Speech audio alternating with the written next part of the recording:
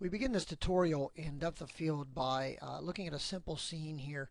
We have several spheres. Notice that the number doubles, gets larger as it goes back to kind of represent objects that are close and objects that are far. And if I do a simple render right now with the scan line, you're simply going to get those spheres sitting on top of a mirrored surface. Before we can begin working with depth of field for mental ray, we need to switch over to mental ray. To do that, we go into our default render setup, default scan line, and we under the common tab, we go all the way to the bottom. You'll see the word production. We change that over to mental ray and hit OK.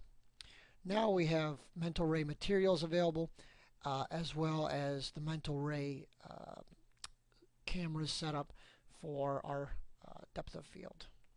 Okay.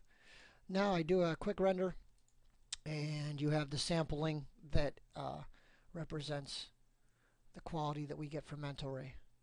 Now again, you notice that the sphere in the front is close, these in the back, they're all about the same clarity.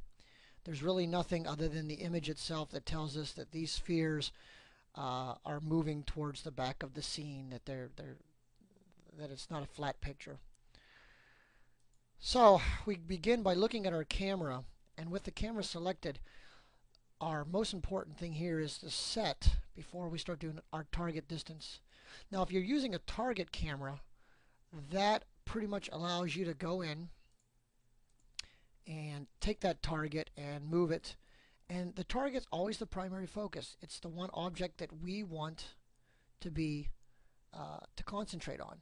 Here I want to concentrate on the first sphere, so I'm going to go ahead and move my camera down so I can see the rest of those spheres. So my primary is the first sphere. Now if I'm in a free camera, all the same, the free camera, even though it doesn't have a target, is still going to give you this range, which is in blue, and where the line stops, that's pretty much saying that's your focus point. And what I want to do is I want to add the effect that there's distance here, that there's depth. And I do that by selecting the camera and coming into the modify. And below you're going to see under the multi-pass effect, you're going to hit the word enable, and you're going to change the word depth of field to depth of field mental ray. Now what we can do is go in and do a quick render. And what you're going to notice here is that the objects in the distance actually have a little bit of blurriness to them. Where our primary, where the camera is actually stopped, where that line is stopped, that's our focus there, and that's going to be the clearest of the images.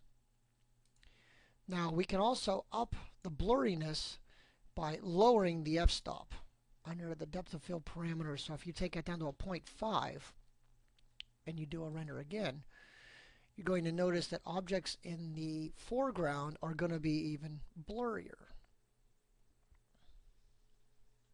Okay. So it's giving you that effect that this sphere is our primary and that everything else is sort of irrelevant as it goes on in the background there. Now we can adjust this. Let's say we come in here and we create a new material, and we'll make that blue.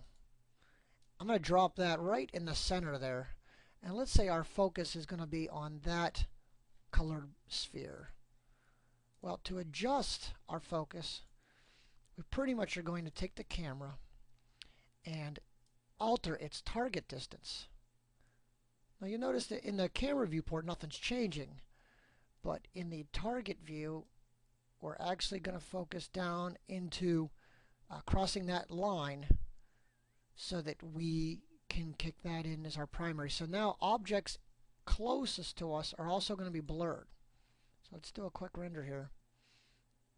You'll notice that the background's not quite as blurry now because we've adjusted our depth, but notice here now the objects closest to us are blurry because our primary focus is this sphere in the middle, which if you notice, it's the clearest of all. Okay, so this technique can be used for virtually anything, but the main primary focus is going to be architecture in this class. So let's go look at another example before we stop. In this example here, I've actually showed a rendering of mine that used depth of field. The camera is sitting out on the beach, but the primary focus is the resort that I want.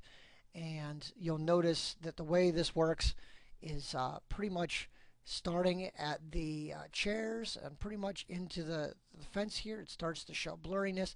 And then, of course, the bushes that are right here in front of the camera along with these trees. They're not really my focus, but they are visible. And as you notice, they'll get blurrier as they come closer. And that is simply using the same technique that we just did with the spheres, is by changing your target distance and then adjusting your f-stop to get the blurriness. Now this effect can also be achieved in Photoshop, but the primary that we're looking for is to be able to use this during animations. And Photoshop, unfortunately, is not going to help us during an animation. Okay, so this concludes our tutorial on depth of field, and I'll be looking for you to use this in several of your projects this semester.